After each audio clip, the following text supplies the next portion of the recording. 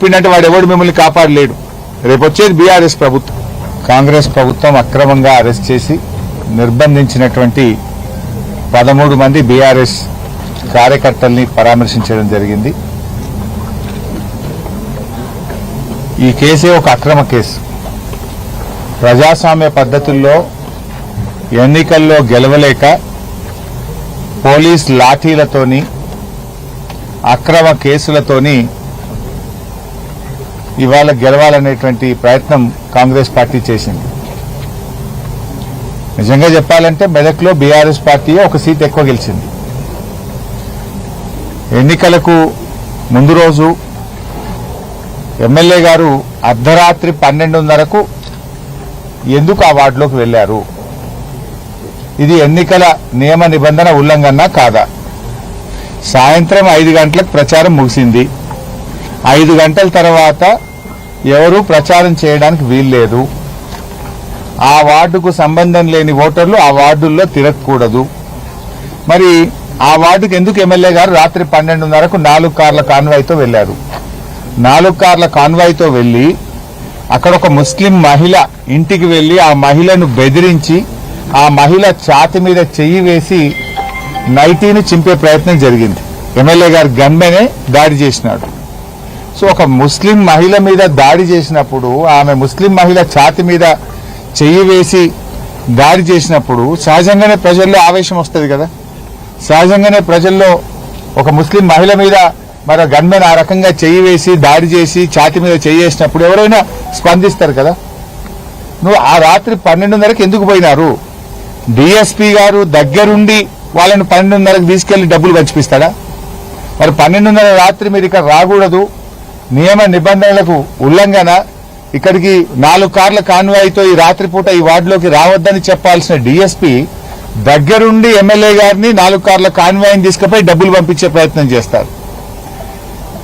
ప్రశ్నించినటువంటి ఒక ముస్లిం మహిళ మీద గన్మెన్ ఛాతి మీద చెయ్యి పెట్టి నైటీ చింపి దాడి చేస్తాడు. అసలు కేసు పెట్టాల్సింది ఎవరి మీద? ఎన్నికల నియమ నిబంధన ఉల్లంఘించి అర్ధరాత్రి పూట డబ్బులు పంచిన ఎమ్మెల్యే అనుచరుల మీద కేసు పెట్టాలి. ఒక ముస్లిం మహిళ మీద దాడి చేసి ఆ నైటీని చింపిన గన్మెన్ మీద కేసు పెట్టాలి. కానీ మీరు వాళ్ళ మీద కేసు పెట్టారు. అన్యాయాన్ని ప్రశ్నించినటువంటి బీఆర్ఎస్ కార్యకర్తల మీద అక్రమ కేసులు పెట్టి ఈరోజు సంగారెడ్డి జైల్లో నిర్బంధించారు. ఇంకా బాధాకరమైన అంశం ఏంటంటే అరెస్ట్ అయినటువంటి 13 మందిలో 6 ఎస్సీలు. ఈ ఎస్సీల మీదనే ఎస్సీ ఎస్టీ కేసులు పెట్టారు. ఇది ఎక్కడ భారతదేశంలో ఉంటుందా? అంటే ఎంత ఆగమాగం ఉన్నారంటే 307 సెక్షన్ పెట్టినారు. 307 సెక్షన్ ఇంపోజ్ చేయాలన్నప్పుడు ఒక పిటిషన్ వస్తే ఎవరికైనా ఇంజురీ జరిగిందా, ఇంజురీ జరిగితే అతన్ని హాస్పిటల్కి తీసుకెళ్లి మెడికల్ రిపోర్ట్ తెప్పించి గాయమైందని చెప్పి డాక్టర్లు నిర్ధారిస్తే 307 సెక్షన్ ఇంపోజ్ చేస్తారు.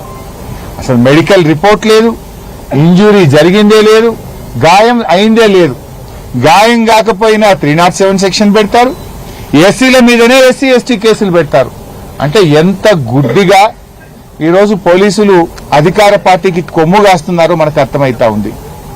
నేను ఆ పోలీసు అధికారులను కూడా హెచ్చరిస్తా ఉన్నా.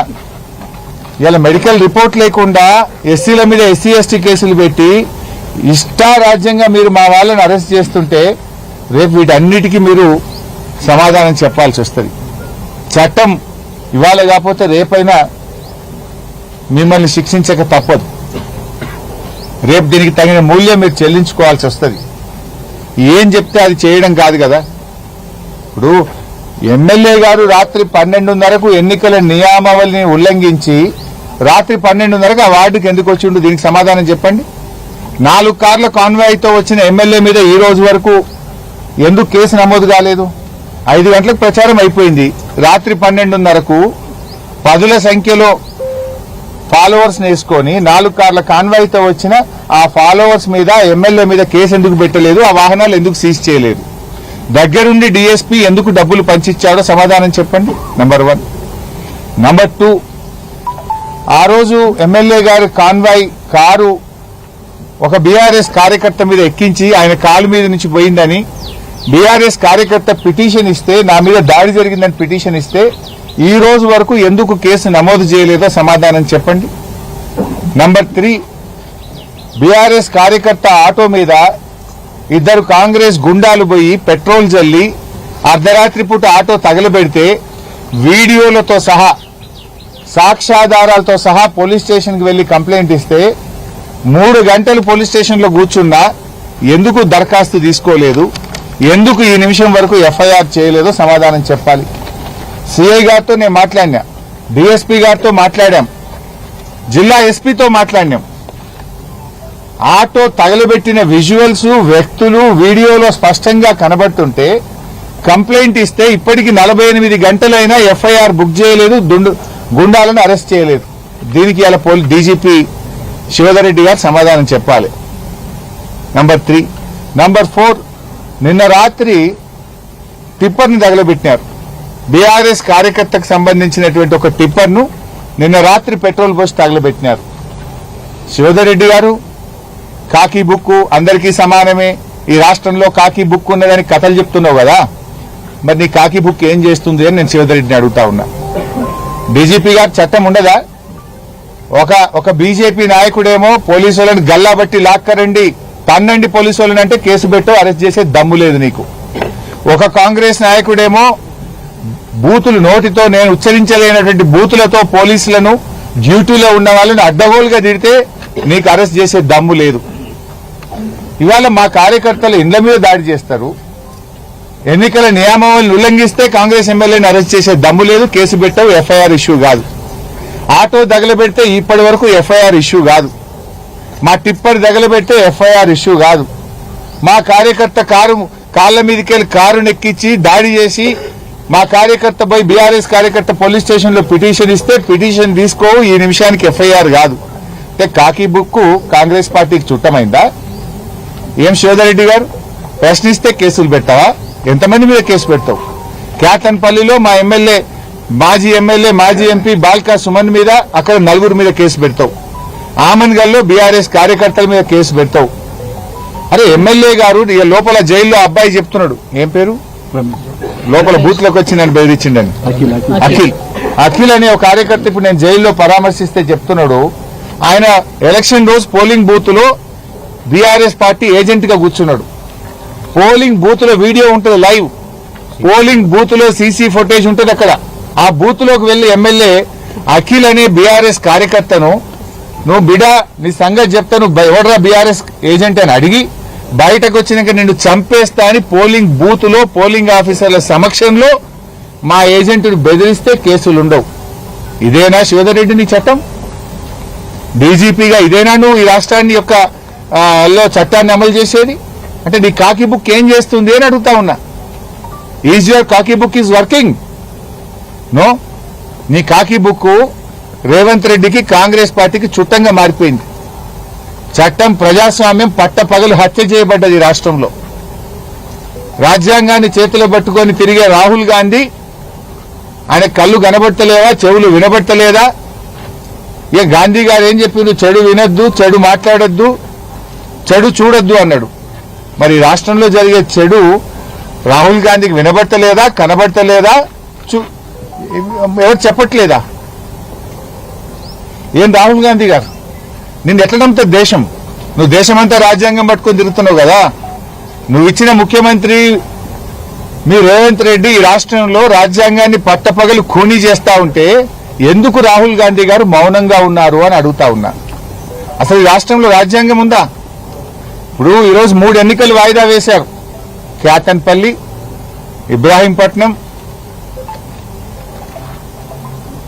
3 ఎన్నికలు వాయిదా పడ్డాయి. ఎప్పుడు ఆ ఎన్నికలు జరుపుతారు? ఎందుకు ఆలస్యం చేస్తున్నారు? అంటే ఎన్నికల కమిషన్ మీ చేతిలో పెట్టుకొని ఎన్నికలు నిరోధికంగా వాయిదా వేసినారు.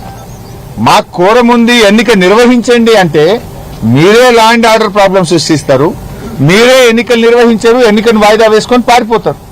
ఇప్పుడు ఇవాళకి 4 రోజులు అయింది, ఎందుకు ఎలక్షన్ డేట్ ఇస్తలేరు? బీఆర్ఎస్ పార్టీకి మెజార్టీ ఉంది, అక్కడ ఎన్నిక జరిగితే బీఆర్ఎస్ పార్టీ గెలుస్తుంది, అందువల్ల ఎన్నిక పెట్టారా మీరు?